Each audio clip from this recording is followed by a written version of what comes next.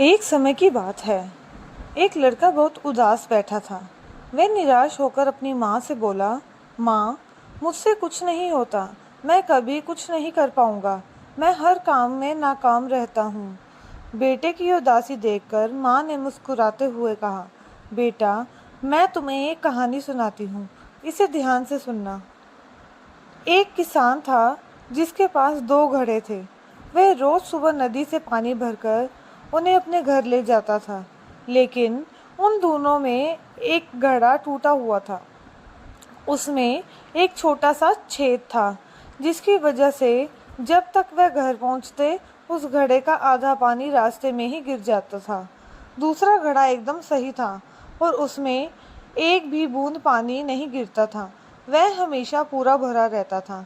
ये सही घड़ा हमेशा टूटे हुए घड़े को शर्मिंदा करता था और कहता था, देखो, तुम कितने बेकार हो, तुम्हारी वजह से किसान की मेहनत आधी हो जाती है।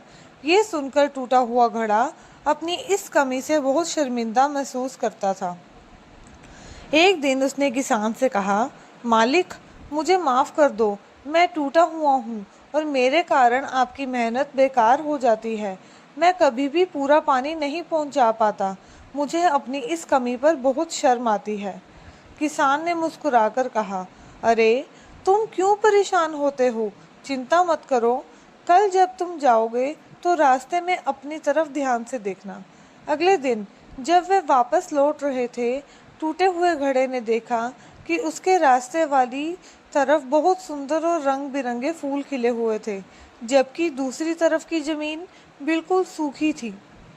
उसे कुछ समझ नहीं आया कि ये कैसे हुआ। किसान ने घड़े से पूछा, क्या तुमने कुछ नोटिस किया? घड़े ने कहा, नहीं, मुझे कुछ समझ नहीं आया। तब किसान ने समझाया, तुम जिस तरफ हो वहाँ मैंने फूलों के बीज बो दिए थे। मुझे पता था कि तुम टूटे हुए हो और तुम्हारे छेद से पानी गिरता है, इसलिए मैं चाहता था कि तुम्हारा गिरा हुआ पानी बेकार ना जाए। इन फूलों ने तुम्हारी वजह से ही पानी पाया है। तुमने अपनी कमी के बावजूद दूसरों की जिंदगी में खूबसूरती भर दी है। ये सुनकर टूटे हुए घड़े ने महसूस किया कि उसकी कमी ही उसकी सबसे बड़ी ताकत थी। माँ ने अपने बेटे को समझाया कि जैसे उस टूटे हुए घड़े ने अपनी कमी के बावजूद फूलों को खिलाया, वैसे ही तुम्हारी कमियां भी तुम्हें दूसरों से अलग बनाती हैं। हमें कभी भी खुद को कमज़ोर नहीं समझना चाहिए, क्योंकि हर कमी के पीछे एक खास बात छिपी होती है।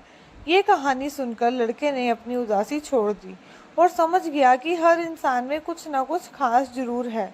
हमेशा याद रखना, अपनी कमियों को अपनी ताकत बनाओ। अपनी कमियों से भागने के बजाय तुम्हें अपनी पहचान का हिस्सा माने। हर इंसान अनोखा होता है, कोई भी पूरी तरह से बेकार नहीं होता। अपनी कमियों को नकारात्मक रूप से देखने के बजाय ये देखें कि वे आपको क्या दे सकती है। तो दोस्तों, आपको ये कहानी कैसी लगी? क्या आप भी मानते हैं कि हमारी कमियां हमें खास बनाती हैं? अपनी राय हमें कमेंट सेक्शन में ज़रूर बताना। अगर आपको ये कहानी अच्छी लगी हो तो इसे लाइक करें, शेयर करें और सब्सक्राइब करना बिल्कुल ना भूलें। आपके प्यार और समर्थन के लिए धन्यवाद।